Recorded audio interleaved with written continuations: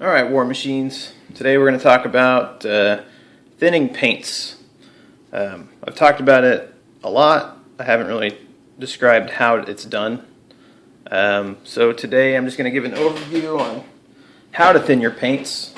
I think why thinning your paints is good should be self-explanatory, but I will also mention that, well, here I'll just demonstrate using these cheapo pots that I love. Check it out, right? So you, as a beginner, having taken my advice, probably have a whole bunch of these already. Look at this paint. It's beautiful. It's perfect. But you know what? It is so thick. So thick. And what you're really not supposed to paint directly from the pot, okay? I do it all the time. You shouldn't do it. I do it. But do as I say, not as I do. Look how thick it is.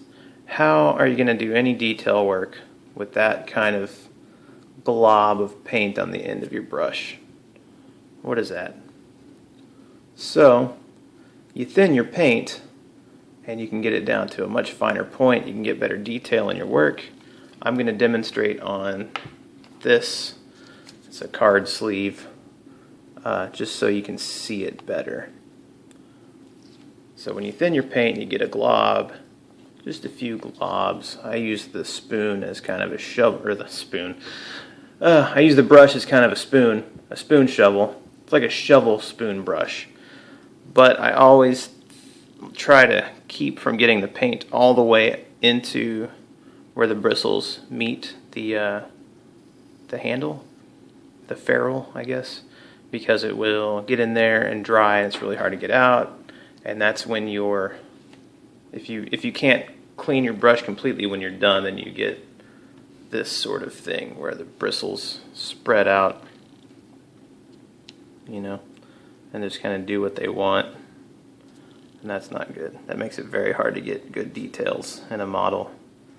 And I'm having some trouble focusing, but I think you can see. I think you get it. So, by all means, shovel spoon with your brush, but don't get it too far up. Then I'm just going to use water to demonstrate at first, right? I just dunk my brush in regular tap water and get it wet, get about 1 drop on there, all right? And then you just start blending like this. The way I do it, I keep the thickest paint here because it dries the slowest, and then as I get water on my brush, I will pull from that thick pile into a watery pile. As you pull on this and spread it out, it's going to dry faster.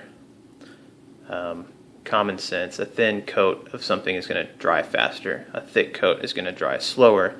And that's why there's a real benefit in using what I use, this thing here.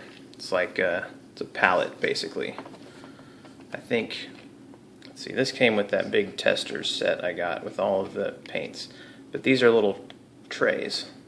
They're dry. This is also not very good. It's hard to see what colors you're mixing. But I'm a very lazy painter. I'm going to get a new one of those, like a professional one. Oops. And you'll find like a watercolor palette like that. They're very cheap. They're plastic. You can clean them and reuse them and not just let the paint pile in there like I do.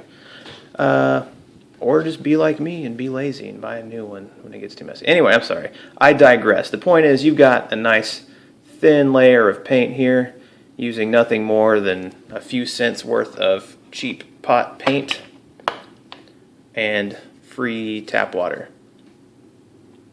To demonstrate how this works, I'm going to use Denegra here, the War Witch. I'm going to paint her front arc, right? So check that out. Are we focused? The paint goes on very smooth, very thin. When you're painting, I mean, obviously when you're just painting a front arc, you don't have to worry too much about preserving detail. But when you're painting the actual model itself, especially with privateer press models, which are just full of detail, You don't want thick globs of paint because it's going to go in the cracks, it's going to hide all of your details, and you're going to have a globby looking crappy model, right? No one likes a crappy model. So you see how thin that goes on? Somewhat even, fairly smooth.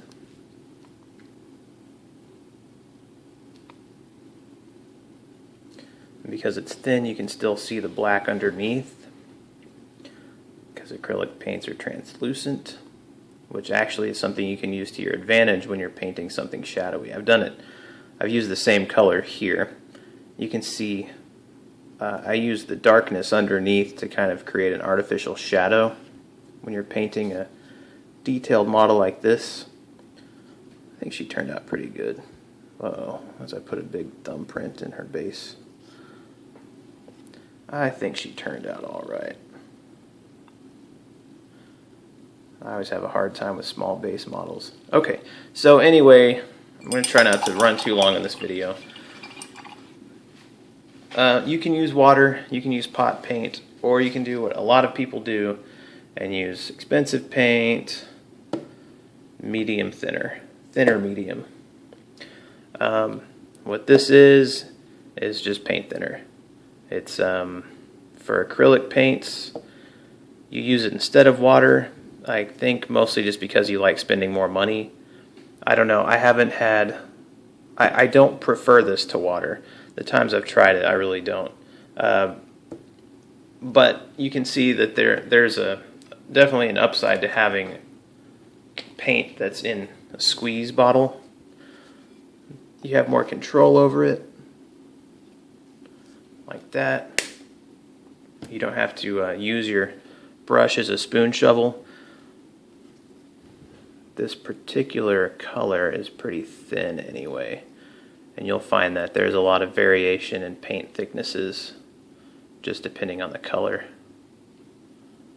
and the brand. But see how thin that already looks?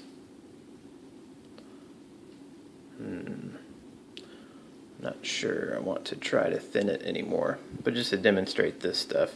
You can see this, in addition to being more expensive, it also comes in a handy dropper, unlike water.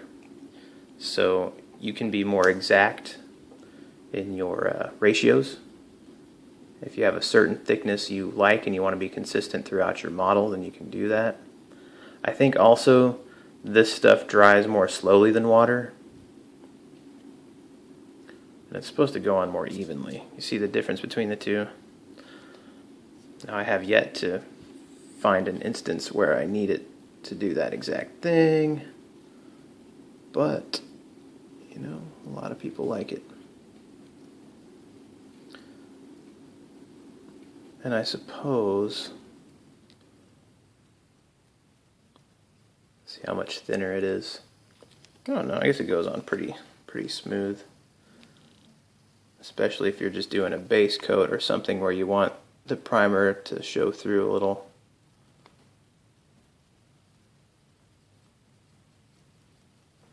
How about that?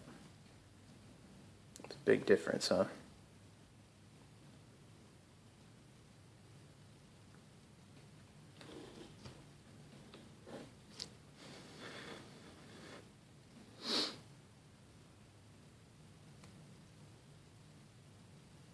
Well, anyway, that's how you thin your paints. It'll make your paints last longer. It'll make your paint go on more evenly. It makes it much easier to get detail. Oh, I showed you already.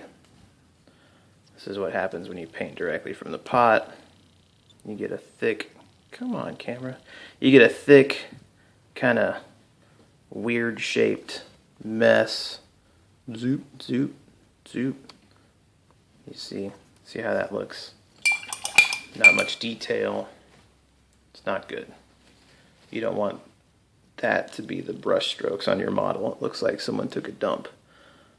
If you use a little bit of water, just like I showed you, kind of pull from the thick part out.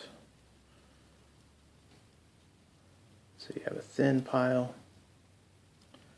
You can see that the brush actually comes to a sharp point now. And it's much smoother. I'm going to try again with the thinner here. See, that's still really moist.